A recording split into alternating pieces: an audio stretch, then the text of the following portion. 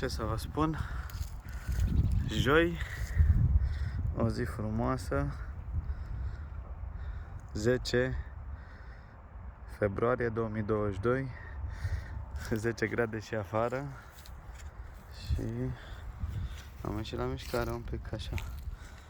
Haideți să vă arăt și sculele mele pentru sală, cam astea sunt, Zhang și Za.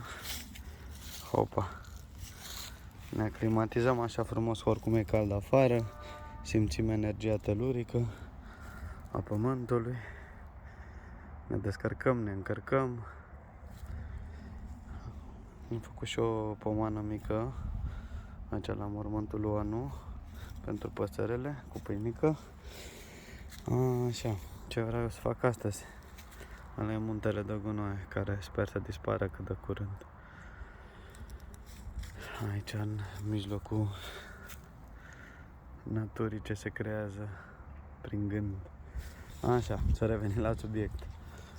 Să facem părtea, aici este locul numit Părtea, unde ne dăm pe derdeluș când era zăpadă afară.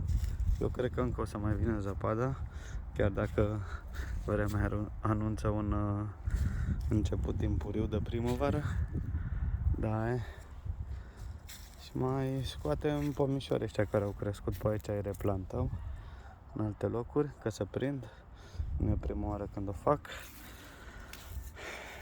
Și curățenie un pic așa, în caz că vine zăpada, să putem să folosim pârtia. Hopa! Și mai curățăm la copăcei, că nu s-a supărat nici ei. Ia uitați cât de frumoși. A strâns grămadă mare. Acum să nu-i taie lumea, că lumea nu gândește câte frunze poate să facă un copac și ce înseamnă aceste frunze. Da, aer înseamnă. Ar ghici bine.